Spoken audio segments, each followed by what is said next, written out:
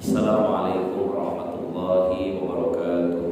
Waalaikumsalam warahmatullahi wabarakatuh. Alhamdulillahirabbil alamin wa bihi nasta'inu 'ala umuri dunya waddin.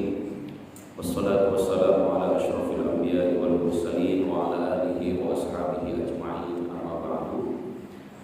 Allahumma shalli wa sallim wa barik ala sayyidina Muhammad wa ala ali sayyidina Muhammad kama shallaita ala sayyidina Ibrahim wa ala ali Ibrahim fil alamin innaka Hamidum Majid. Fa ya ibadallah usikum wa nafsi bi taqwallah faqad fazal muttaqun wa la tamutunna illa wa antum muslimun. Shadaqallahul azim. Pengurus majelis taklim ibu-ibu al-jihad yang sangat saya hormati, segenap para jamaah yang hadir pada kesempatan kali ini. Apa kabar semuanya, ibu-ibu sehat?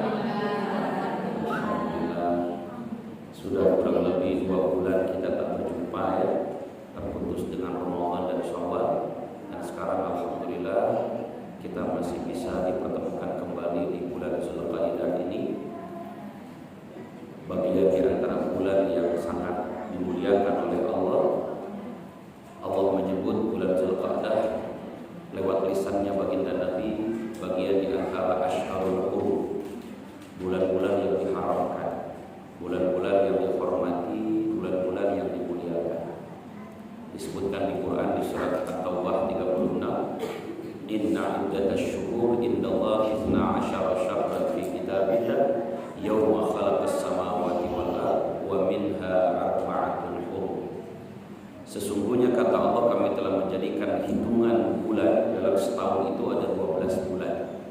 Di antara 12 bulan itu dipilihlah ada 4 bulan yang disebut dengan asyharul hurum, bulan-bulan yang diharamkan, bulan-bulan yang dimuliakan. Apa saja 4 bulan itu?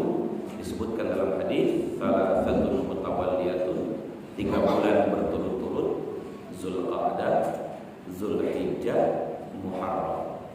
Dan yang keempatnya adalah Syahrul Rajab baina Jumadil Akhir wa Syawal, yaitu bulan Rajab yang berada di antara bulan Jumadil Akhir dan bulan Syawal.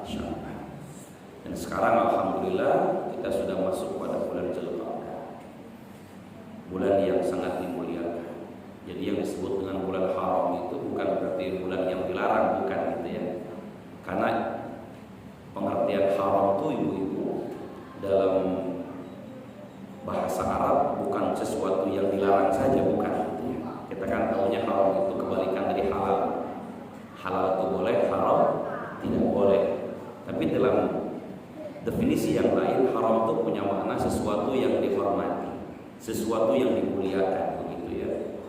Kenapa zina itu haram? Karena dengan berzina dia telah merendahkan kehormatannya, maka tidak boleh gitu. Kenapa minum khamar itu nggak boleh? Karena orang minum khamar itu sedang merendahkan dirinya, bahkan merusak badannya, maka dilarang, haram, sehingga turun kemuliaannya. Jadi haram itu maknanya justru karena dimuliakan dan dihormati oleh Allah, maka kita tidak boleh menghancurkan diri kita terjerumus dalam sesuatu yang dilarang. Tapi haram punya makna juga adalah kemuliaan yang mesti kita ambil. Seperti misalnya ibu-ibu sering dengar misalnya ada namanya Baitul Haram. Apa Baitul Haram? Tanah yang disucikan, ya, tanah yang dimuliakan. Ada Masjidil Haram, ya. Bukan berarti masjid dilarang masuk, bukan gitu ya. Tapi yang disebut dengan Masjidil Haram itu adalah masjid yang punya kelebihan dibanding masjid yang lain gitu. Seperti kata Nabi misalnya, siapa yang sholat di Masjidil Haram dia mendapatkan pahala sampai 100.000 kali lipat. Jadi beda dengan masjid yang lain. Kemudian misalnya haram ada Ka'bah, tempat ibadah yang tidak ada dimiliki oleh masjid yang lain, Ka'bah. Atau misalnya di haram itu juga ada ibadah yang tidak bisa dikerjakan di masjid yang lain, seperti tawaf, sa'i, itu hanya berlaku di Masjidil Haram.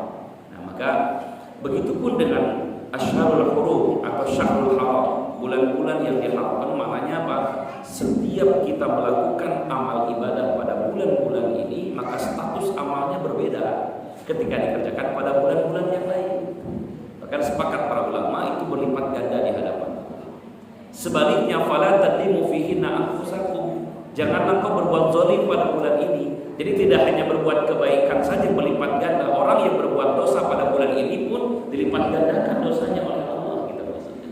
Maka alhamdulillah di antara sekian hamba Allah yang masih diberikan jatah umur sampai bertemu dengan bulan Zulqa'dah ini, alhamdulillah ibu-ibu semua bisa mengisi hari Sabtu. Ini sudah tanggal 11 ya. 11 Zulqa'dah bertepatan 11 Juni. Jadi kebetulan di tahun ini kita bersamaan antara Hijriah dengan Masehinya samaan. Ya, jadi ini tanggal 11 Juni bertepatan dengan 11 Zulqa'dah. Mudah-mudahan ibu-ibu semua yang hadir hari ini taklimnya, kajiannya tidak sekedar kajian biasa sebagaimana bulan-bulan yang lain, tapi ketika dikerjakan pada bulan Zulqa'dah ini akan menjadi sesuatu yang berharga di hadapan Allah Subhanahu wa taala. Amin Allahumma amin. Siapapun di antara kita yang sedang sakit saudaranya, semoga Allah berikan kesembuhan. Siapapun di antara kita yang sedang gelisah, Allah berikan ketenangan. Yang sedang sulit, Allah berikan kemudahan. Dan siapapun di antara Bapak Ibu dan semua kita yang hadir hari ini yang sedang punya rencana, punya agenda, Allah berikan kelancaran dan setiap agenda-agenda kita. Amin Allahumma. Dan semoga juga taklim ini menjadi ampunan dosa di hadapan Allah, dan insya Allah menjadi jalan memudahkan kita untuk menuju surganya Allah Subhanahu wa taala. Amin ya Allah ya Rabbal alamin. Salawat dan salam kalau kita sampaikan kepada beliau baginda Nabi Muhammad sallallahu alaihi wasallam, yang kita semua berharap siapapun yang hadir hari ini mendapatkan syafaatnya dan diberikan keringanan oleh Allah untuk mencontoh kehidupan Rasulullah sallallahu alaihi wasallam. Karena salah satu di antara bukti cinta dengan Nabi itu adalah mau menghidupkan sunnah Nabi dalam sisi kehidupan kita. Man ahya sunnati faqad ahabbani wa man ahabbani inna ummati wa inna ummati kana ma'i fil jannah.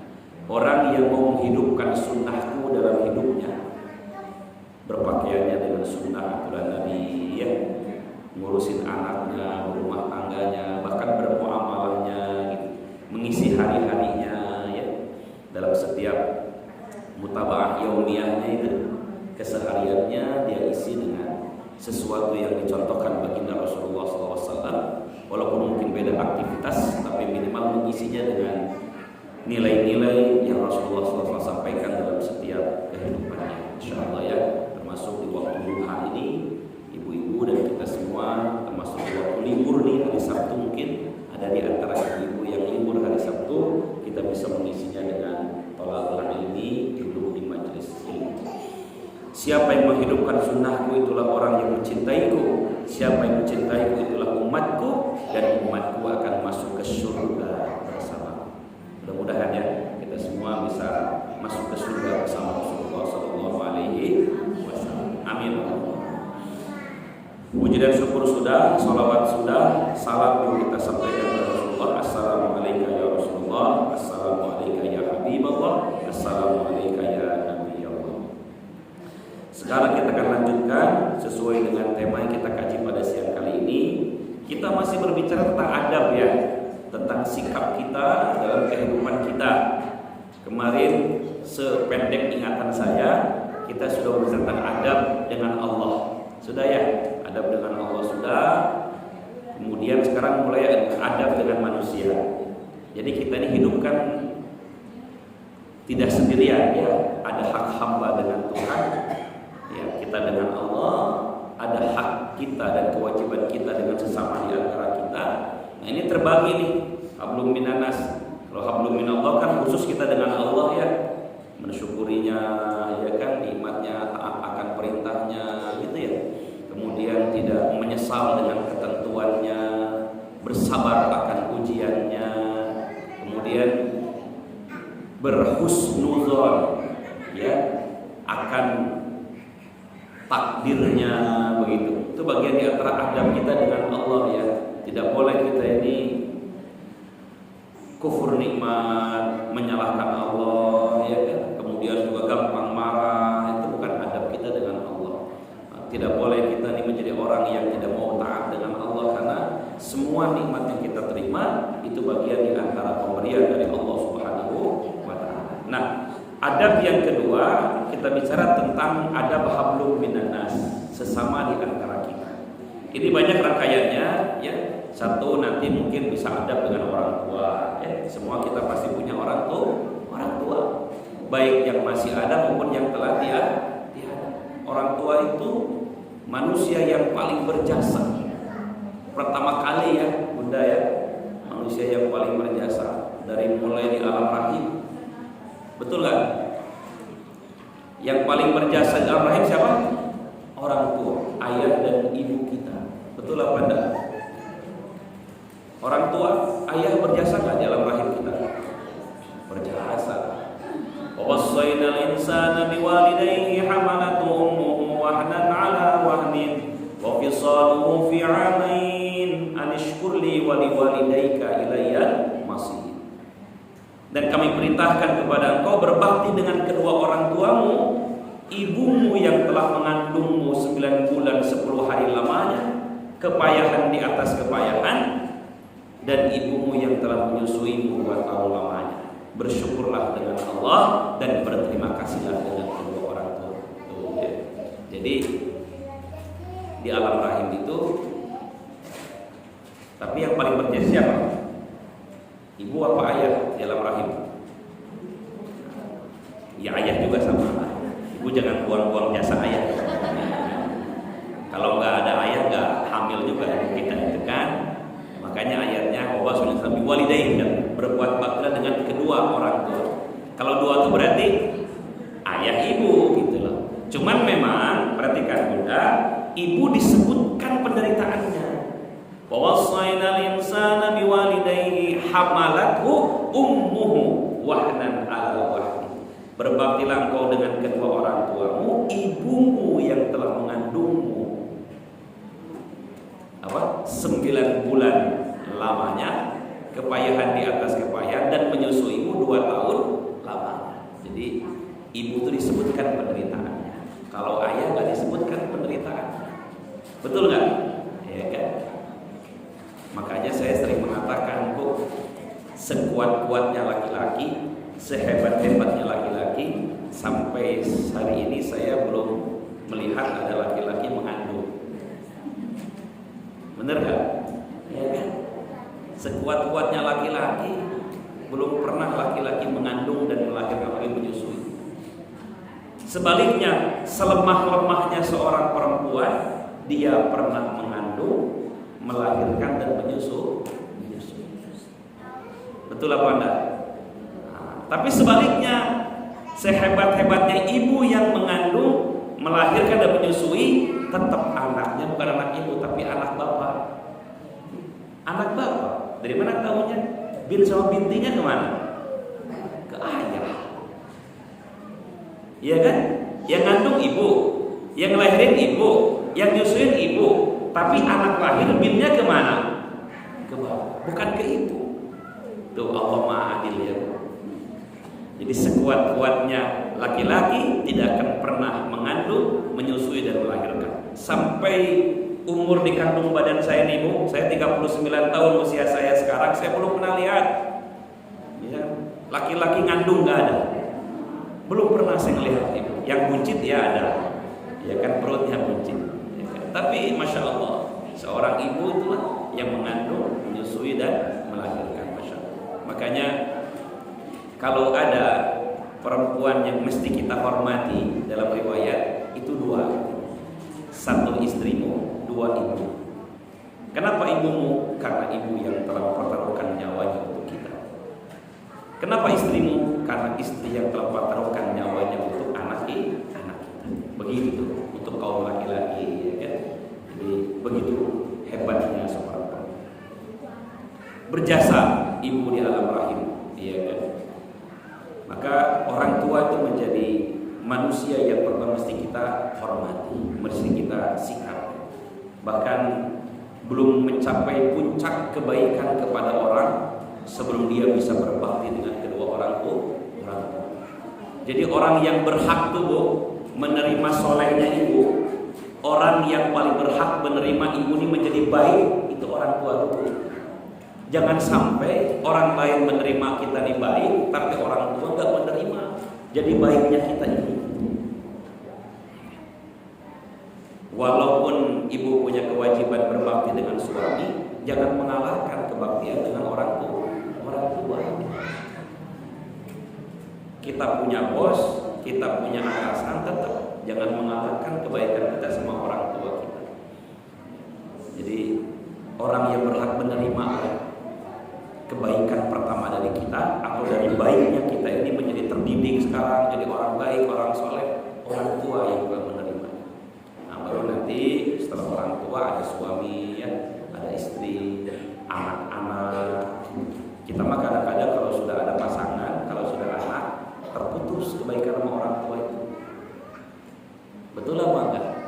Sok dihitung sama kita. Kita nih Bu berbuat baik sama orang tua mungkin bisa sebulan sekali, kalau enggak mungkin setahun sekali pas lebaran. Jarang ya tiap hari ya. Tapi kalau sama suami tiap hari kita berbakti, sama anak tiap hari, sama orang tua kadang belum tentu seminggu sekali. Ya, dipinjam aja kadang mikir 2 kali mau minjemin sama orang tua itu. Ya. Padahal masya Allah orang berhak menerima kebaikan kita adalah orang tua.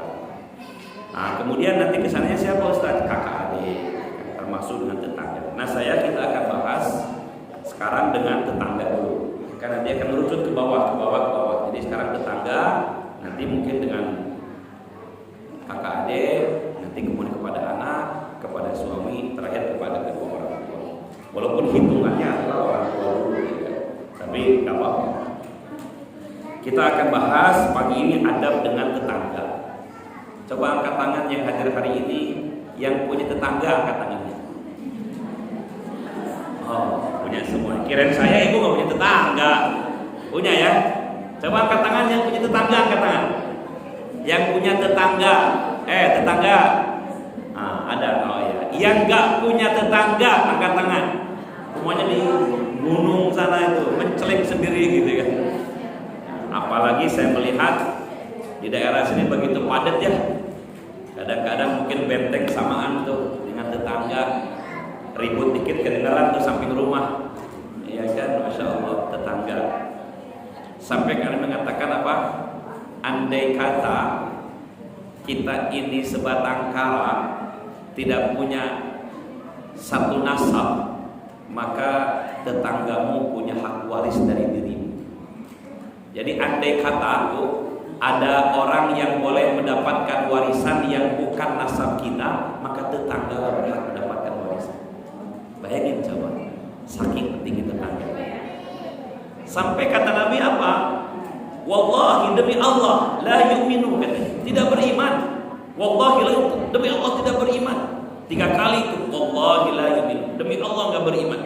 Nanya sahabat, siapa ya Rasulullah?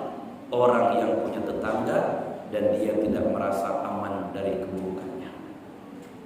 Padahal kita kadang-kadang tetangga itu masya Allah ya kan. Negor sih negor, cuman dengkinya kencang. Tetangga beli kulkas, kita yang kedinginan. Tetangga beli kompor, kita kepanasan. Ya Allah. Tetangga itu masya Allah. Kita akan baca ya, Bunda. Kita akan baca beberapa ayat Al-Quran biar nanti ibu-ibu selain dari sini ada peluang yang sangat ringan tapi begitu besar pahalanya. Apa itu Ustaz? Memuliakan tetangga. Baik, kita akan bahas ya beberapa ayat Quran. Pertama, perintahnya di Quran surat An-Nisa ayat 36. Ibu tulis ya, nanti pulang ke rumah dibaca tuh ayat-ayat tentang tetangga. Surat An-Nisa ayat 36. A'udzu billahi minasyaitonir rajim. Bismillahirrahmanirrahim. Wa bil walidaini ihsana wa bidzil qurba wal yatama wal masakinil jaril qurba wal jaril junubi. Berbuat baiklah engkau kepada kedua orang tua, bapak ibu, karib kerabat, kakak adik berarti, anak-anak yatim dan orang miskin, tetangga yang dekat dan tetangga yang jauh. Nah, ini ada di sini perintah. Siapa usaha tetangga yang dekat itu? Tetangga dekat itu adalah tetangga kanan kiri depan rumah kita. Siapa tetangga yang jauh? Teman kerja walaupun gak dekat dengan rumah kita. Tetangga jauh. Bahkan Bu, tetangga itu kan haknya ada 3 ya. Kalau tetangga saudara kita, tetangga itu kakak adik kita, misalnya ibu punya rumah tuh sampingan dengan kakak adik kita, maka dia haknya 3. 1, hak karena tetangganya. 2, hak sebagai kakak adiknya. Dan yang ketiga, hak sebagai seorang muslim. 3. Tapi kalau tetangganya bukan keluarga, 2 haknya. 1 hak karena tetangganya, 2 hak karena sesama muslim. Kalau ibu punya tetangga non muslim, maka haknya 1. Apa haknya? Hak sesama tetangganya. Jadi kalaupun ibu punya non muslim tetangga kita, tetap berbuat baik gitu. Gak boleh sinis, gak boleh. Ada jamaah nanya, Ustaz, apa hukumnya ngasih daging kurban dengan tetangga yang non muslim? Saya bilang boleh. Bahkan justru kalau masjid gak ngasih ke dia, ibu dapat daging dari masjid, dagingnya bagi 2, kasih tetangga sebelah yang non muslim itu. Selagi itu halal, ibu dapat pemberian non muslim boleh terima nggak? Boleh. Selagi itu halal kita makan. Dikasih pisang dari tetangga sebelah, dia non muslim, terima apa enggak? Terima. Ya kan? Dikasih sama tetangga sebelah misalnya sayur dan ibu tahu itu bukan babi, terima enggak? Terima.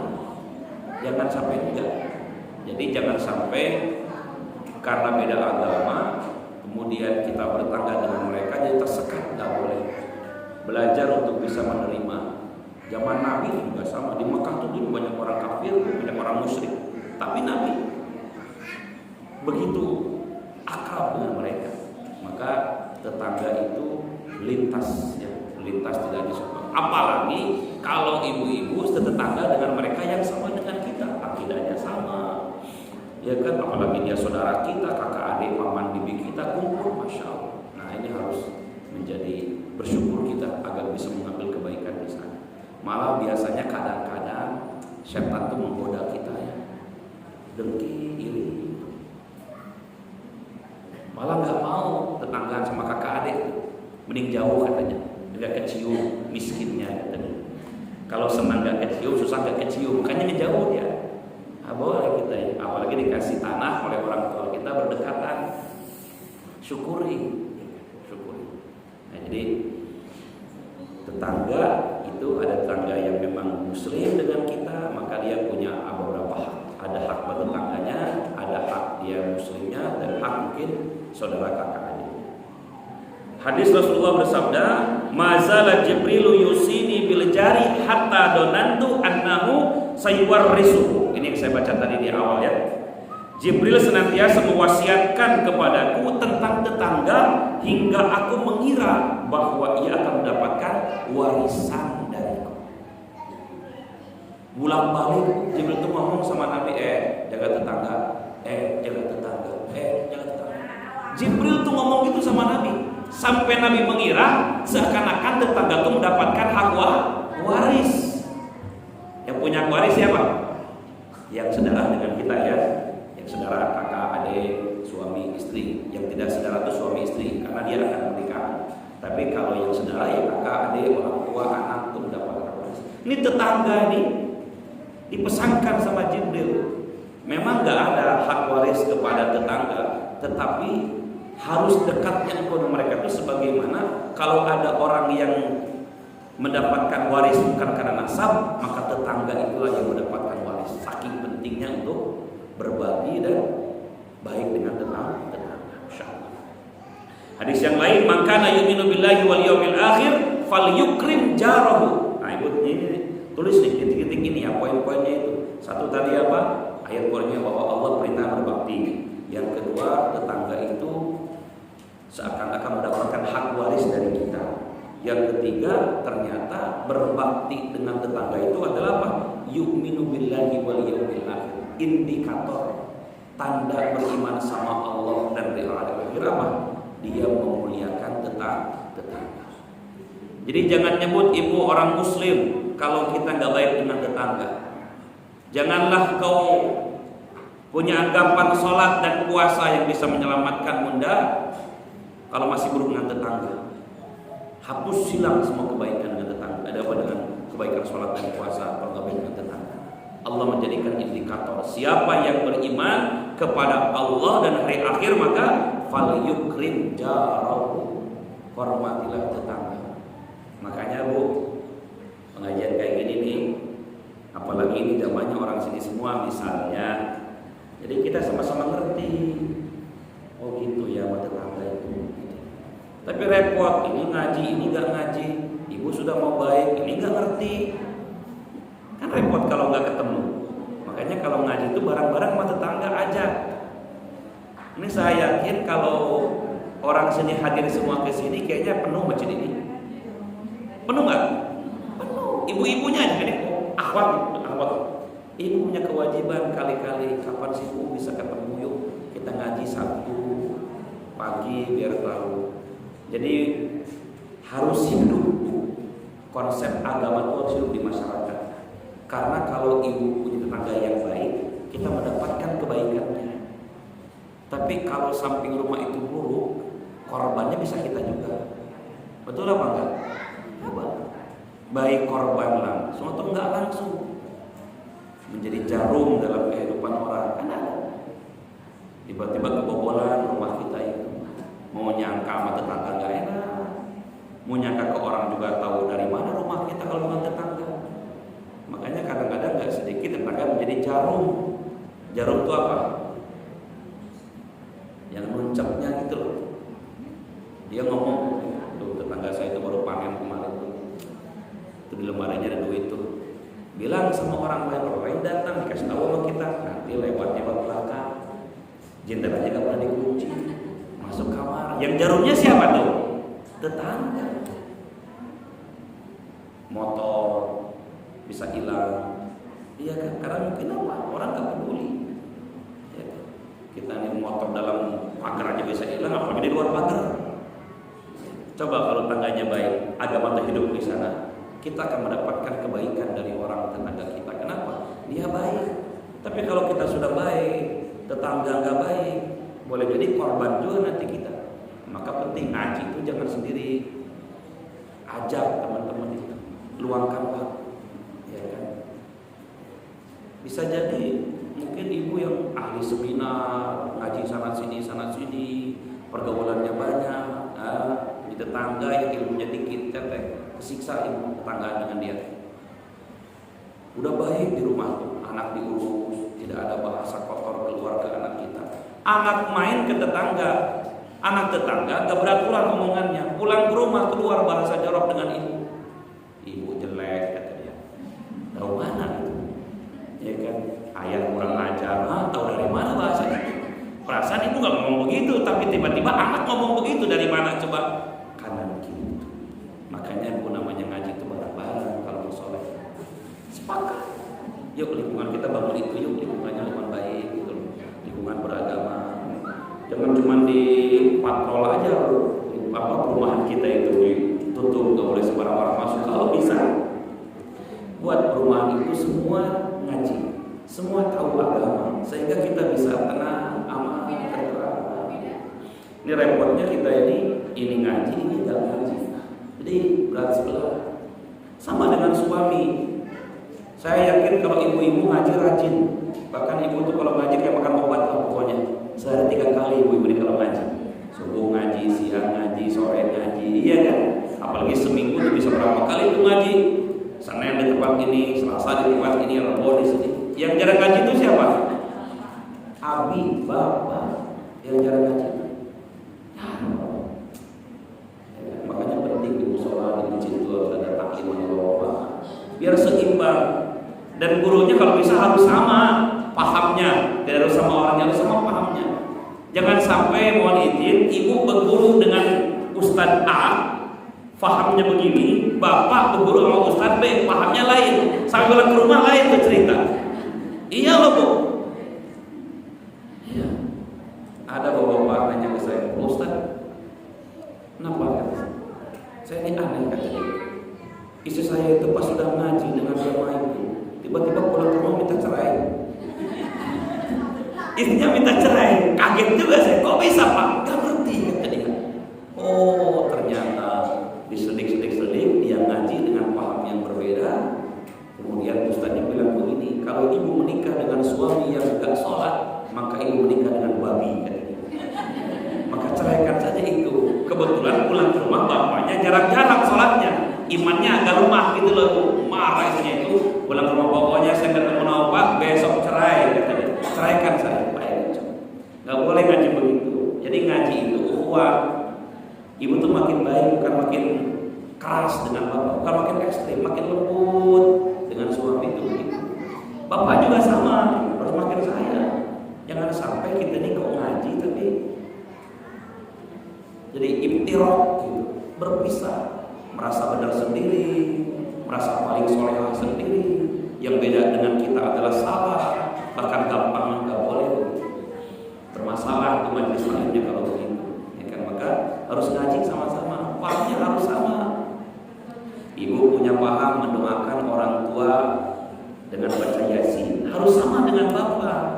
Jangan sampai ibunya baca yasin, bapaknya nggak mau, kata bapaknya nggak usah, bid'ah, ribut tuh, ribut gara-gara itu, karena nggak sejalan, harus sejalan ibunya tentang cara doa, cara sholat, ya kan? Ibunya punya paham A, bapaknya punya paham B, ngajinya sama ustaz yang berbeda, ribut. Ini harus sama tuh, harus sama. Baik ya, jadi 3 tuh. Satu, memang Allah perintahkan kita berbuat baik dengan tetangga. Yang kedua, malaikat Jibril akan mengatakan tetangga itu adalah mendapatkan hak waris darimu. Dan yang ketiga kata Nabi apa?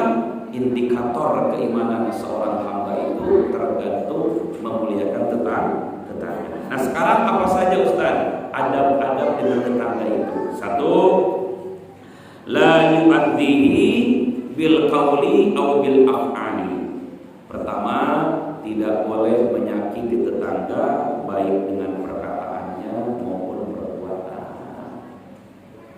Hati-hati ya, jangan nyakitin tetangga. Perkataan apa Ustaz? Ya kadang-kadang kita kan gitu ngomong ceplok-ceplok. Makanya walaupun baik dalam pandangan kita, cari bahasa yang bagus dengan tetangga. Takutnya maksud ibu baik, tapi dia nanggapinya malah kesinggung. Nah itu kesinggung, pelan-pelan. Cari bahasa yang baik, termasuk perbuatan. Ibu tuh sudah baik, ingin memberi sesuatu, tapi perhatikan dulu yang dikasih itu apa. Jangan sampai ngasih sesuatu yang kita pun gak suka. Makanya kata Nabi, pemberian yang paling baik itu adalah pemberian yang kau juga suka dengan barang itu. Jangan ngasih karena kita juga gak suka dikasih ke orang, gak boleh. Kita kadang-kadang begitu ya. Nah, kalau kanterin nih, apa itu bu? Sayur bekas kemarin, saya kalau dibuang kasih sama tetangga kita, nggak boleh. Karena kita oleh tetangga itu orang miskin, orang susah, tiba-tiba ngasih semua mau, nggak boleh. Ya kan? Kasih sesuatu yang kita pun suka memakannya, suka memakainya. Dan rasakan kalau kita mendapatkan sesuatu yang kita tidak suka, pasti orang pun nggak suka menerimanya. Begitu. Karena kadang-kadang pengen suka di kita, terserah di orang. Nggak boleh egois ya. Nah ini. Hadisnya tadi, mangkana yu'minu billahi wal yawmil akhir fala yu'ti jarahu. Barang siapa yang beriman kepada Allah dan hari akhir, maka janganlah ia menyakiti tetangganya. Ini penting bu, masalah menyakiti orang itu. Saya mengatakan begini Bunda. Imam Syaukani ya, seorang besar mengatakan begini. Man laqitallah, siapa di akhirat nanti yang bertemu dengan Allah bisa ma'ina dzunub, dengan 70 dosa besar. Perhatikan, siapa yang bertemu dengan Allah di akhirat nanti membawa 70 dosa besar, tetapi berhubungan dengan Allah dosa itu. Contoh misalnya, kita pernah meninggalkan sholat, kita pernah meninggalkan Jumatan, atau ibu pernah meninggalkan gak puasa di bulan Ramadan, atau kita tidak berhaji padahal mampu, gitu loh. Nah itu dosa sama Allah nih.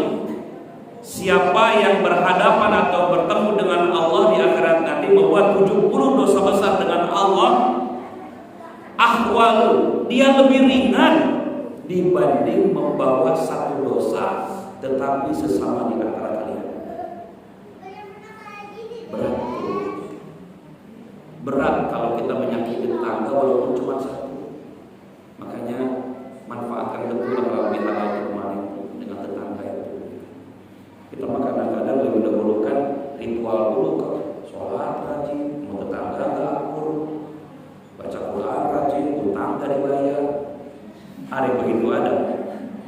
Di sini ada. Oh, orang sini berarti kalau begitu ya, nggak ada di sini ya. Janji aja, tapi nggak dilaksanain, nggak boleh. Diundang nggak pernah mau datang. Kalau diundang sama tetangga itu datang, rewel. Apalagi kena ujian, kena musibah, tidak boleh kita egois. Luangkan waktu dengan tetangga itu. Jangan sampai tetangga itu merasa tersakiti oleh kita, baik perkataan maupun perbuatan.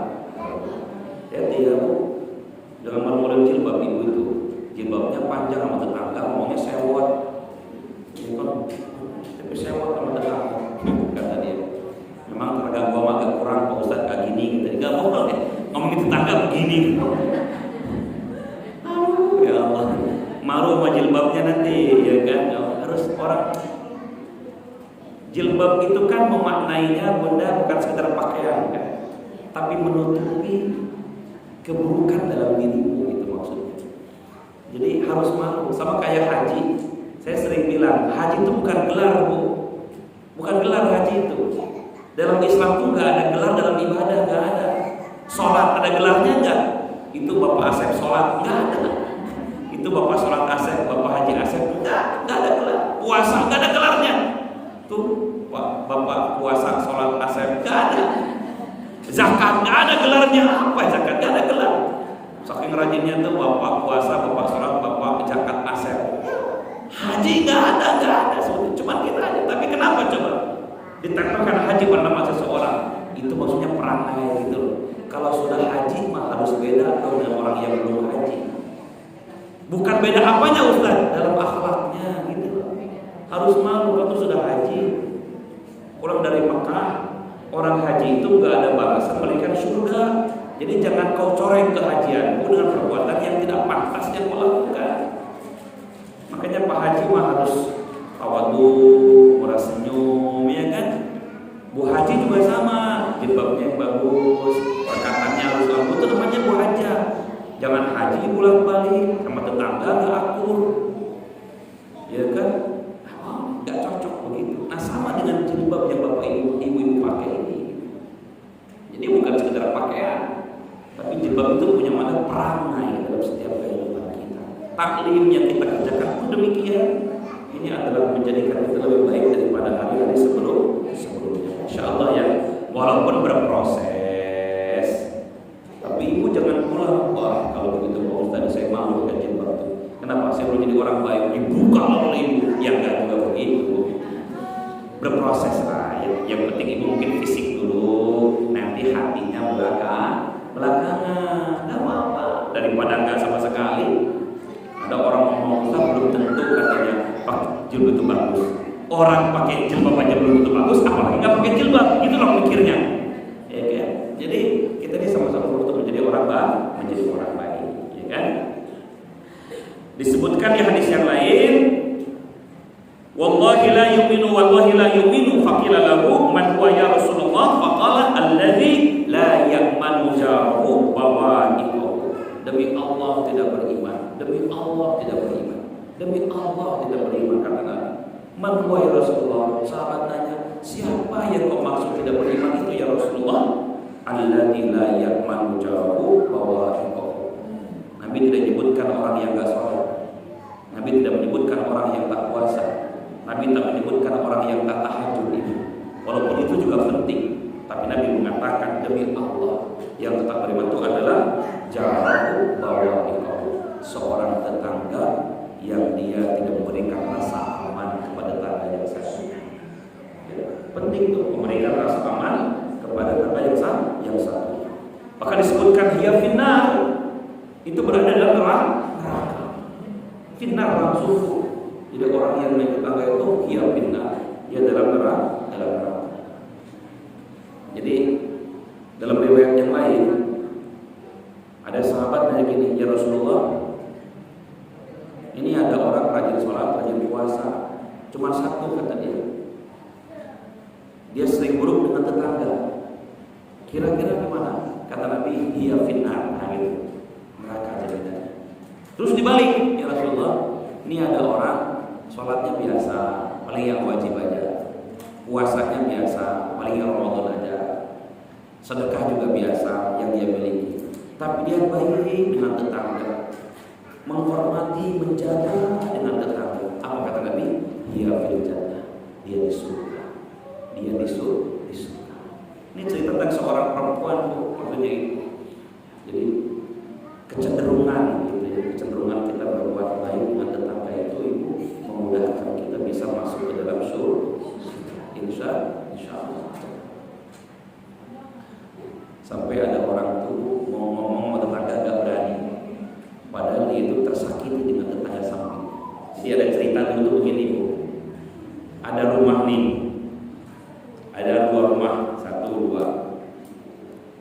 Rumah ini satu benteng, rumah ini satu benteng. Di lalahnya rumah yang satu ini pembuangan airnya kalau hujan itu ngalir ke kamarnya tetangganya itu. Kalau hujan, pokoknya kalau airnya deras tuh ngalir ke tempat dia. Singkat cerita, ini si tetangga itu nggak mau ngomong gitu, karena nggak enak mau ngomong, nggak. Padahal ini orang ini rajin sholat, rajin puasa, orang baik lah pokoknya gitu loh. Saking baiknya orang ini, tetangga ini nggak mau ngomong gitu loh, diem aja dia itu gitu kan. Lama kelamaan kan mungkin keropos juga ya Bu. Akhirnya yang bocor bukan hanya atapnya gitu, akhirnya pembuangan WC dia pun bocor Bu, rembes airnya itu. Jadi kalau mandi, nyuci gitu ya, karena sebenteng dengan dia barengan, jadi rembes. Kebetulan rembes itu kamar, jadi kamarnya itu berdekatan dengan WC tetangga gitu. Rembes dia. Akhirnya setiap pagi dan sore tetangga ini buangin airnya dan membersihkannya. Terus itu bertahun-tahun lamanya, bertahun-tahun lamanya. Singkat cerita, tetangga yang satu ini yang kena rembes air itu sakit ya, sakit. Tetangga ini tahu dia sakit, akhirnya tetangga ini nengok. Dia sedang tidur di kamarnya, biasa nengok. Ketika dia nengok itu, di lalahnya dia bersandar di benteng itu. Dia bersandar, kok basah punggungnya itu? Panas enggak, keringat juga enggak. Tiba-tiba basah. Dia maju dikit, digini bajunya, pas digini bau, ya kan? Terus dia lihat, ternyata ada basah air. Ngomong si tetangga ini air dari mana? Kata dia, kok bisa bau begini? Nah, yang sakit ini baru cerita. Kata dia, wahai saudaraku, tetanggaku, mohon maaf, aku baru bercerita kalau air itu adalah rembesan dari kamar mandi rumahmu. Masya Allah Ibu, dari itu sudah berapa lama? Dibilang namanya, semenjak rumahmu itu ada, inilah pekerjaanku kalau pagi dan sore adalah membersihkan air yang rembes dari dinding ini. Sejak itulah apa datang kepada Nabi Sallallahu Alaihi Wasallam, Ibu bercerita, gimana ya Rasulullah? Kata Nabi, tetangga yang rembesin air itu ke rumah tetangganya itu, maka semua kebaikannya tetangga yang sabar mendapatkan kemuliaan sholat dan puasanya orang itu. Bayangin coba, Jadi ngalir itu kebaikannya satu orang itu. Saking dia nahan gak mau ngomong. Apa ya? Gak enak mungkin ngomong itu. Ya, ternyata kebaikan tetangga itu, sholatnya, puasa kata Nabi ngalir kepada karena saking sabarnya. Sebaliknya, dosa orang yang tetangga sabar ini ngalir ke orang itu. Bahkan kata Nabi, imbas, hilang. Bayangin coba, baru dia disuruh minta ampun, minta maaf ya terhadap keduanya. Terus kata Nabi, untung kau masih bertemu selama dua-duanya masih hidup. Coba kalau itu udah wafat duluan, gak sempat ada yang takian, gak sempat bertemu di antara keduanya, dan satunya gak sadar, satunya gak ngomong. Jadi memang ada orang yang menjaga gitu ya, gak mau ngomong, tapi gak enak. Maka perhatikan baik-baik itu, aliran kotoran kita kemana ngaruhnya. Depan rumah tuh diperhatiin kalau bau, manasin motor, nyiram apa, mau bangun rumah, nyimpan pasir depan rumah, tuh izin dengan tetangga. Tetangga mau izin ya, situ lagi mau benerin kamar mandi, nanti bakal banyak mobil motor masuk ke sini bawa barang-barang bangunan. Mohon maaf kalau debu berisik ketika mesti. Makanya kan kenapa harus syukuran itu, karena udah tetangga. Kita sudah berbulan-bulan bangun rumah, mungkin juga motori, berisikin, ngebisikin dan sebagainya, maka berminta maaf dengan tetangga. Jangan sampai kita ini menyakiti mereka. Sayang kebaikan kita hilang dan bertambahlah keburukan. Baik, jadi satu apa adabnya Bu? Tidak menyakiti baik dengan perkataan maupun perbuatan. Jangan cuek ya, jangan acuh sama tetangga ya, hati-hati ya, perhatian sama tetangga. Dua, kata Nabi, berbuat baiklah kepada tetangga. Jadi tidak hanya sekedar menyakiti, tapi punya hak berbuat baik. Pokoknya Pak Ustaz saya mah gak bermasalah aja sama orang ini, gak udah cukup kenal, dekat enggak, gaul enggak, yang penting gak nyakitin, udah gak bisa begitu. Yang kedua apa? Harus berbuat baik. Gimana caranya? Berbagi. Karena sunnah ya, kalau punya makanan tuh bagi dengan tetangga. Iya kan? Sampai kata Nabi apa? Kalau mau nyayur, perbanyak kuahnya walaupun sedikit. Apa namanya itu? Apa sih namanya Bu? Isinya itu dikit gak apa-apa, bagi dengan tetangga. Kita masa sampai tetangga itu mencium gitu ya, wangi jengkol ini wangi asin ini gitu kan. Apalagi ada tetangga lagi hamilnya 4 bulan, aduh ibu masak rendang, kecium rendangnya, itu zolim tuh. Sampai kalau ada orang yang dia tidak bisa tidur karena kelaparan dan tetangganya tidur karena kenyang, yang dimakannya kan haram tuh makanan itu. Sampai gitu tuh. Harus peduli betul gitu. Nah ini saling berbagi sangat berkurang. Apalagi sekarang ini ibu muda ya, ada GoFood. Ada motor datang depan rumah ibu. Nih kan pas dibuka GoFood, kata ibu nih, saya nggak bisa GoFood loh Pak. Ibu ada yang pesenin siapa? Tetangga pesenin buat kita. Oh masya Allah, pesenin bakso, pesenin tetangga. Dia masak enggak, tapi dia buka HP terus, dia GoFood. Saya bilang kasih ke tetangga, masya Allah, enak sekali kan begitu. Ngirim mie GoFood, ya Allah. Nanti ibu datang balas lagi sama ibu, pesenin juga sama saya gitu. Itu memudahkan. Kalau kita nggak bisa GoFood, jangan sampai nggak sama sekali. Kan senang tetangga itu kan. Terima kasih ya, kata dia sudah di-GoFoodin. Dikasih orang tuh Bu, walaupun kita kaya, namanya dikasih itu senang. Walaupun kita ini kaya, bisa kebeli ya mas saya juga bakso itu. Cuma dikasih orang, senang kita. Bukan hanya pemberiannya, tapi karena pedulinya orang. Jangan kan orang miskin, orang kaya tuh dikasih senang juga Bu. Senang juga. Ini ada orang hajat. Ini jabatannya adalah pejabat, duitnya banyak. Kita ini pembantu dia hajat dengan anaknya. Datang kita nyumbang, tetap dia senang. walaupun dia tahu duit kita tuh berapa. Jadi namanya dikasih itu, makanya kata Nabi, tahadu ahabu, salinglah memberikan hadiah maka kau saling mencinta.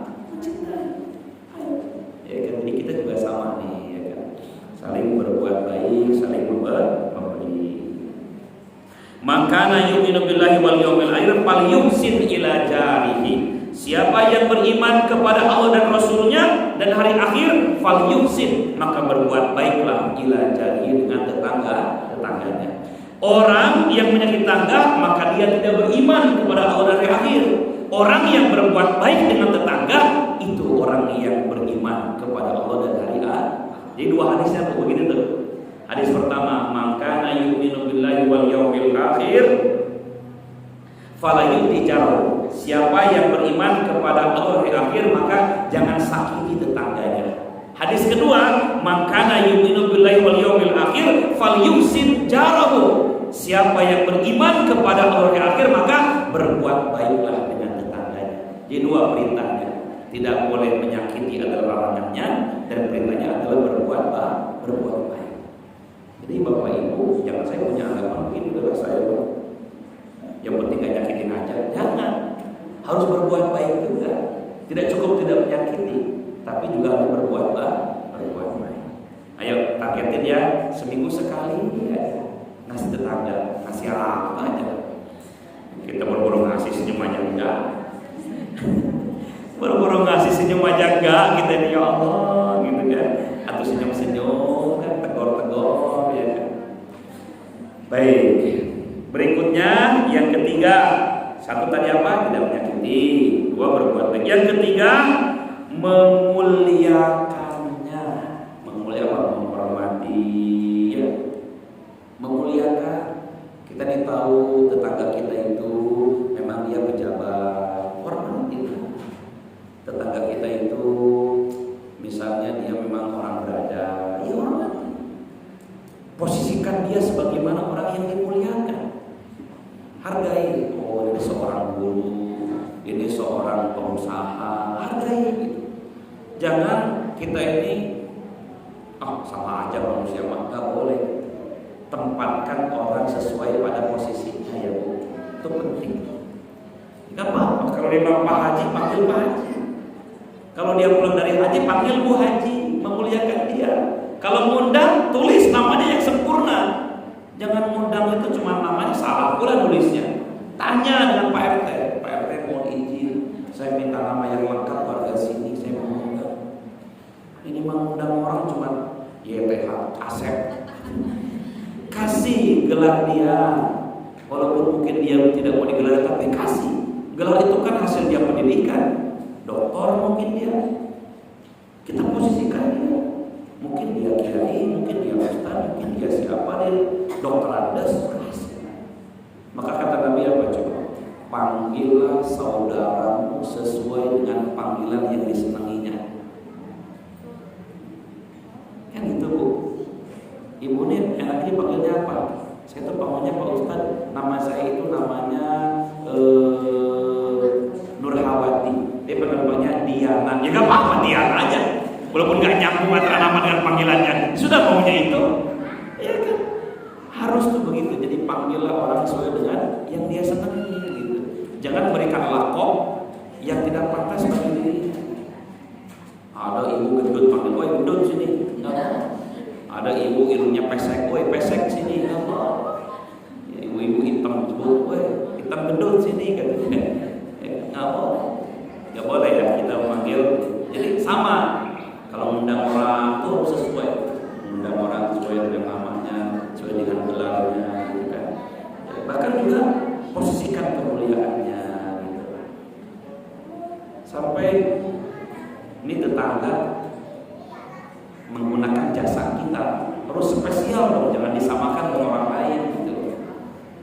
Ibu tuh misalnya punya usaha apa gitu ya, tetangga butuh usaha kita, jasa kita, bantu dia maksimal, ya kan, walaupun mungkin ya ada pengurangan, gak apa-apa, itu memuliakan, jangan disamakan dengan orang lain gitu. Ya kan, maklumi. Kalau dulu baik tuh orang masih masih ada musim orang utang ke warung. Saking baik tetangga itu. Semenjak ada Indomaret nggak ada lagi utang-utang itu. Di warung bisa utang di Indomaret itu? Nggak bisa. Di warung sebelah bisa nggak? Bisa. Saking baik tetangga itu, coba ya. Tapi kita yang utang tahu diri juga gitu kan. Jangan sampai utang 2 bulan nggak dibayar. Ya kan nggak boleh gitu. Dengan tetangga itu, masya Allah, harus saling pengertian. Memuliakannya, udah ya. Ya nisa'al muslimat la takhiranna jaratun li jaratiha walau firsina syatin. Wahai perempuan-perempuan muslimah, janganlah seorang tetangga perempuan meremehkan pemberian tetangga perempuan yang lainnya walaupun ia hanya ujung kuku kambing yang dia berikan. Maksudnya apa di sini? Saling memberi dan terima pemberiannya. Ya kan? Ibu dikasih sesuatu tetangga sebelah, dikasih jilbab, jilbabnya jilbab murah, ibu bagus-bagus jilbabnya, terima dulu enggak? Jangan sampai enggak diterima, dikasih. Udah lah, nggak usah, saya mah banyak jilbab di rumah, bahkan bagus-bagus punya saya itu, punya ibu tuh nggak usah, ibu aja. Nggak boleh kita begitu. Memang lembut tapi nyelekit juga nggak dengernya. Terima aja. Makasih ya Bu, sudah bawain oleh-oleh bagi saya. Bawa ke rumah sudah. Apalagi bisa dipakai sama ibu, senang kan? Orang tuh pakai baju dikasih oleh kita. Kalau udah dipakai nggak dibuang lah. Jangan, ya sedih Bu nih, depan dia dibuang kok sampah. Nah boleh. Ada juga ada yang begitu hatinya busuk, nggak mau diterima dengan baik. Makasih ya Bu, sudah ngasih sesuatu, terima. Ya kan? Sebaliknya kita, dan kita yang punya anggapan, ini kira-kira kalau saya kasih ke dia, kira-kira dia menerima jadi jangan, kasih aja. Jadi yang ngasih kasihlah yang terbaik, yang terima terimalah apapun yang diberi. Itu sikapnya begitu dengan tetangga itu ya. Baik. Kemudian yang keempat terakhir membantu dalam setiap kebutuhannya. Nah ini juga ada tetangga ya Bu. Kalau hajat ikut rewang gitu ya. Kalau sakit dijenguk, kalau butuh ditolong gitu. Jangan sampai dengan tetangga itu, ya Allah Pak Ustaz, baru-baru minta baiknya, minta dosa itu susah betul. Minta dosa itu, kalau lagi baiknya ya Allah. Bantulah dia, mau hajat, ibu punya parkiran luas, kasih Bu nanti kalau hajat si bujang itu jangan nanti makannya di halaman saya. Rumah ibu biar jadi pelaminannya aja, parkirnya biar di samping rumah saya. Nanti kalau piring kurang pakai piring saya, gitu kan? Kalau nggak ada yang tulis undangan, nanti biar anak saya nyetik undangannya. Kalau nggak ada yang sambutan, biar suami saya yang sambutannya. Cakep tuh harga itu. Ya Allah, halaman-halaman dia, piring-piring dia, yang sambutan suami dia, yang buat undangan anak dia, ya kan? Kata dia, masya Allah, yang makan di halaman dia. Cakep tuh harga itu. Ini mah baru ini pakai parkir dikit halamannya. Bu tolong ya, jangan depan rumah saya parkirnya, ngalangin tahu. Ya Allah, sampai segitunya ya Allah. Pasang batu lagi depan rumahnya. Pasang batu depan rumahnya, biar gak parkir depan rumah. Boro-boro mau bantu, dia malah ngalangin orang, gak boleh. Kata Nabi, siapa yang ngasih penerangan depan rumah, ngasih lampu depan rumah, orang lewat, setiap orang yang lewat dan mendapatkan cahaya depan itu maka mengalir pahala kebaikannya kepada orang itu. Dulu tuh masih ingat gak? Di kampung tuh dulu depan rumah tuh ada air minum. Tiap orang jalan tuh kalau haus gak nyari air. Sekarang air tuh beli Bu. Sekarang aja ada air beli, dulu mah ada air beli. Zaman kita sekolah gak ada air beli Bu. Air minum nggak dibeli kan? Orang ngasih gitu aja. Bahkan gratis mau makan air minum itu. Ya kan? Dulu begitu harga itu air minum. Mampir ke rumah, air minum ada. Sekarang air minum enggak, kayak kemarin 100 ribu, 2.000, 4.000. Dulu air minum enggak. Ya kan? Maka kata Nabi apa? Sedekah yang paling baik adalah sedekah air minum. Sukia rumah. Sedekah air minum, Masya Allah. Ya kan, maka apalagi kalau ibu sedekah air sumur, ya kan? Boleh tuh majelis taklim, ya kan, ada pesantren lagi dibangun, bantu sumurnya, kan, bantu masjidnya untuk airnya, cakep, air minum bagi orang tua. Baik, itu ya mungkin ibu-ibu pada kesempatan siang kali ini. Jadi ada 4 tuh adab dengan tetangga. Yang pertama apa tadi? Tidak menyakiti baik dengan perkataan dan perbuatan. Yang kedua, berbuat baik kepadanya. Yang ketiga, menghormati, memuliakannya. Yang keempat, membantu dalam setiap kebutuhan. Masya Allah. Kira-kira Bu kalau punya tetangga begini betah nggak? Betah lah itu begini kan. Tetangganya baik sama kita bisa dibantu, ya kan. Kita mau nitip apapun nggak bilang dulu aman, anak kita juga aman. Maka sebelum kita berharap tetangga begitu, jadilah kita tetangga yang begitu dengan tetangga kita. Insya Allah. Mudah-mudahan ini menjadi peluang amal buat ibu-ibu semua dalam kelompok tetangga. Karena tadi saya tanya di awal, ibu siapa itu tetangga, angkat semua tangannya. Saya sama tetangga. Berarti jadilah kita tetangga seperti itu. Insya Allah. Itu saja mungkin untuk kesempatan siang kali ini. Semoga ada manfaatnya. Kalau ada pertanyaan boleh. Sampai jam berapa? 12 ya? 12 aja. Baik, silakan.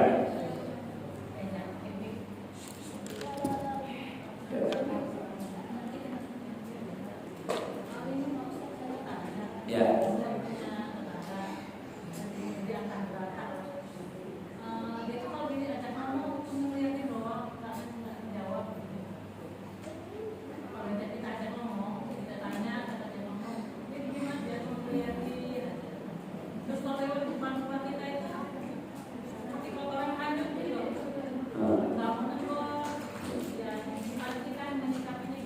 Ya, baik. Pertama harus sabar menyikapi sikap tetangga.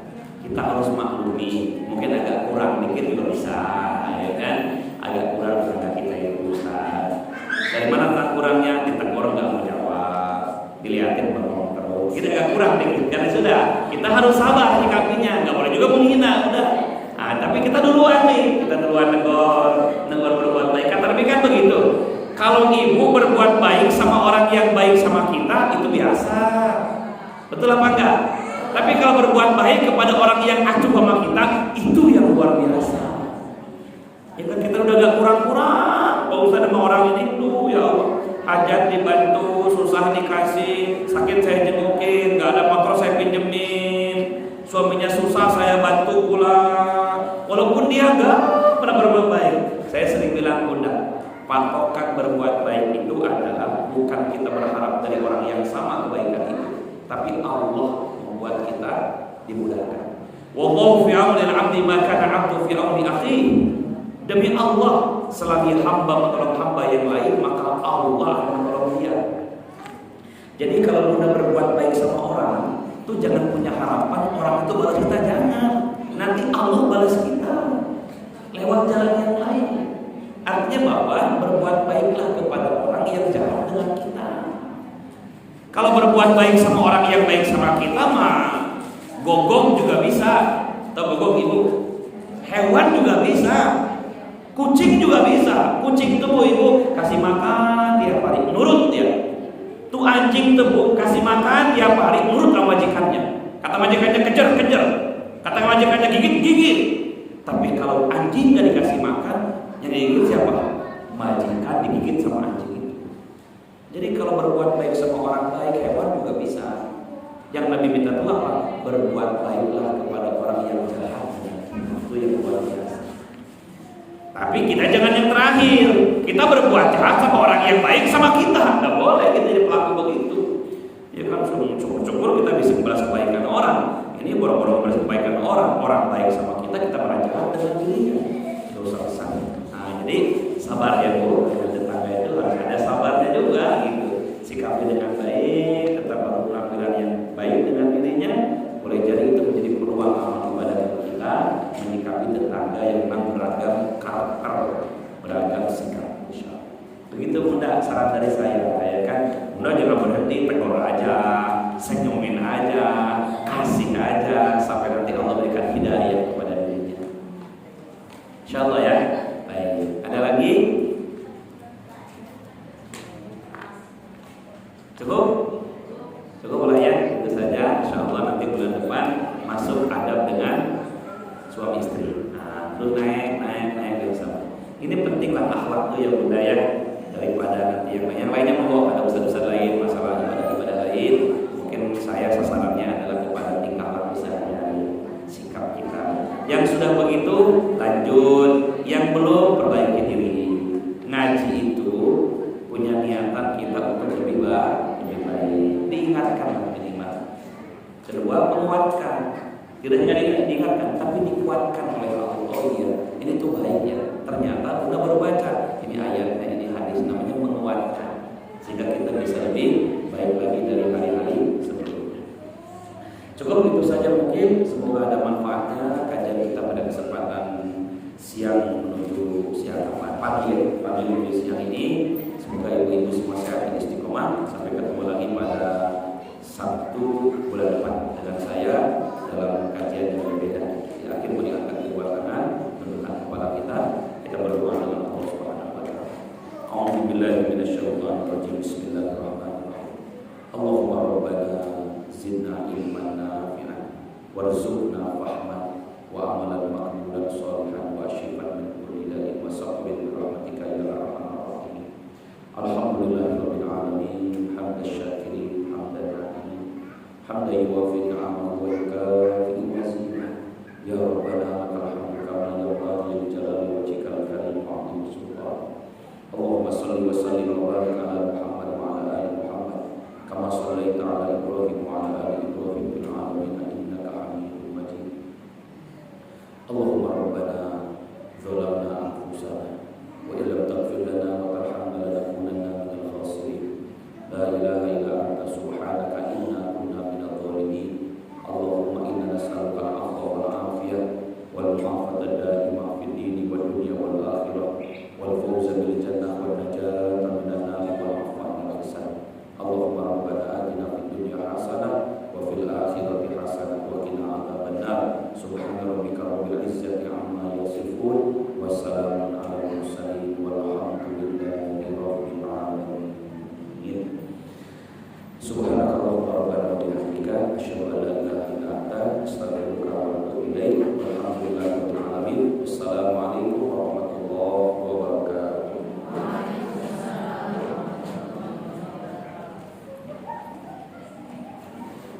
Baik, terima kasih.